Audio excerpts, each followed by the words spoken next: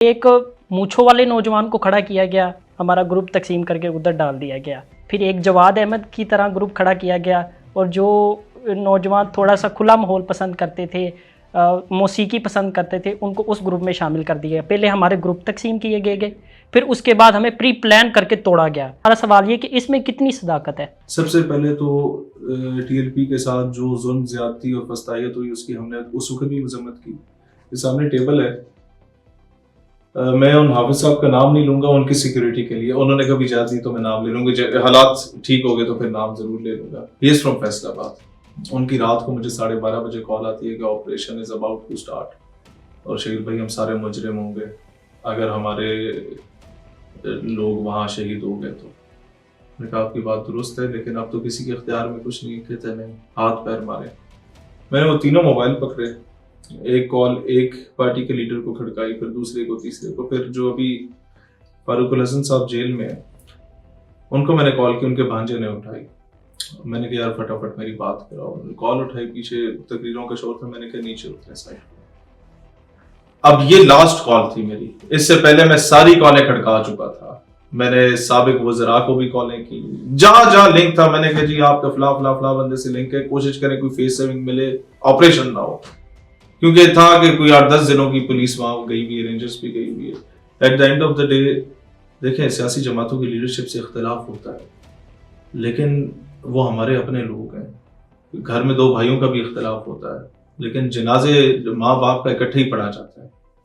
تو ہمارے جنازے سانجے ہیں, ہمارے بزرگ ایک ہیں, ہماری سوچ نظریہ فکر ایک ہے. اختلاف کس پہ ہے؟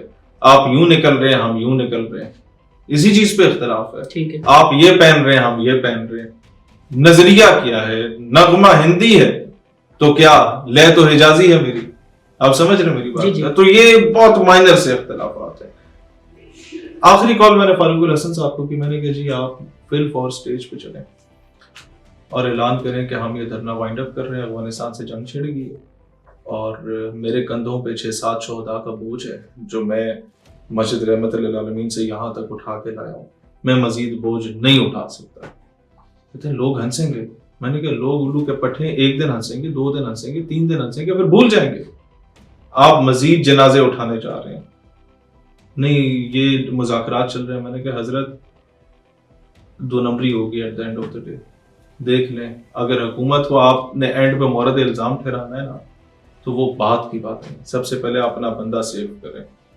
چلیں شیر بھائی میں دیکھتا ہوں, میں بات کرتا ہوں. بس وہ کال تھی اور اس کے میرے خیال ہے کوئی تھوڑی دیر بعد آپریشن شروع ہو گیا تھا.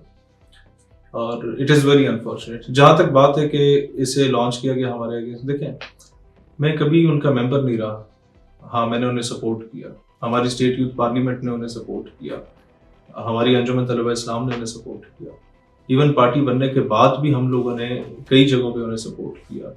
اور جب تک بابا جی تھے تب تو ہم نے میرے خیال ہے اس دور میں کوئی چیز نہیں چھوڑی جس میں ہم ان کے ساتھ نہ کھڑے ہوں. بعد میں ظاہر ہے چھوٹے موٹے اختلافات تھے تو ہم لوگوں نے اپنی پولیٹیکل پارٹی تو بنانی تھی ون فائن ڈے.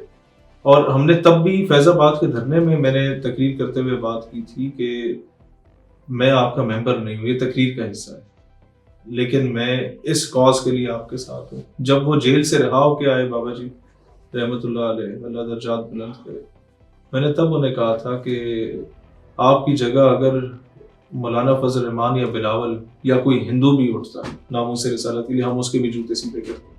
کاز کو دیکھا جاتا ہے ایسے معاملے میں, نہ مکتب فکر کو دیکھا جاتا ہے نہ کسی اور کو. آپ تو ہیں ہی ہمارے اپنے, کوئی اور بھی اٹھتا تو ہم اس کے ساتھ ہوتے. اور لوگوں نے دیکھا اہل تشیع اٹھے کسی حق کی کاز کے لیے, اسرائیل کے خلاف ہم ان کے ساتھ کھڑے ہو گئے. دیوبندی کھڑے ہوئے امریکہ کے خلاف, ہم ان کے ساتھ کھڑے ہو گئے. ختم نبوت کے لیے اہل حدیث کھڑا ہوا, ہم ان کے ساتھ کھڑے ہو گئے. اور یہ ہماری 14-15 سال کی تاریخ ہے. اس پہ میں تو میری داڑھی مونچھی تھی, میں تب سے کام کر رہا ہوں. اب یہ کہ جی اسے کیا لانچ کیا گیا اور ہماری جماعت کو توڑا گیا. کوئی ایک بندہ یہ ہمارے ٹی ایل پی کے ساتھ ہی بتا دیں جو ہماری جماعت میں ان کی جماعت سے آیا, تو پھر توڑا کیسے گیا. کوئی ایک رکن شورا ان کا جو ہمارے پاس آیا. ایون یہاں تک کہ ان کی ساری کراچی کی قیادت آئی, 3 دن ہمارے پاس انہوں نے اسٹے کیا. ہم نے کہا آپ پھر بھی کوشش یہ کریں, آپ پیارے ان کے ساتھ لگتے ہیں. ہماری جماعت میں جنزی قسم کے لوگ ہیں, وہ ممی ڈیڈی قسم کے مولوی ہیں. یہاں سارے ممی ڈیڈی ان سینس کہ یہاں پینٹ کوٹ والے مولوی ہیں تو یہاں آپ چل نہیں پائیں گے. آپ آ جائیں تو ہماری سر آنکھوں پہ, لیکن کوشش یہ کریں کہ آپ وہیں ٹھیک ہے. اور ان کے اراکین شورا تک ہمارے پاس آیا, اپروچ کیا. جو کوئی سیاسی ٹائپ بندہ ہوتا ہے جسے پتا ہوتا ہے کہ یار اسے نون کا ٹکٹ نہیں ملا, وہ ٹی ایل پی میں چلا گیا, وہ آتے تو ہم پھر لے لیتے ہیں کہ یار ٹھیک ہے. جو پیور نظریاتی ہوتے ہیں اسے ہم کہتے ہیں کہ بھائی آپ کی جو ڈومین ہے وہ وہیں آپ جچتے ہیں. آپ نے کام کرنا ہے ایک ہارڈ کور پالیٹکس والا, وہ بھی ضروری ہے. ہم لوگوں نے بڑے طریقے سے سسٹم میں گھسنا ہے اور اس کو چینج کرنا ہے, بہتر کرنا ہے for the well being of Pakistan. ہمارا طریقہ کار ڈفرنٹ ہے. دعوت اسلامی کا اپنا کام ہے, پی ایس ٹی والوں کا اپنا کام ہے, جے یو پی والوں کا الگ کام ہے. تو کیا یہ سارے کافر ہیں؟ ٹی ایل پی کا اپنا کام ہے, ہم لوگوں کا اپنا کام ہے. ہر جماعت کا, ہر ونگ کا اپنا ایک اسپیسیفک کام ہوتا ہے. تو اپنے حساب سے ہر بندہ اپنا کام کرتا ہے.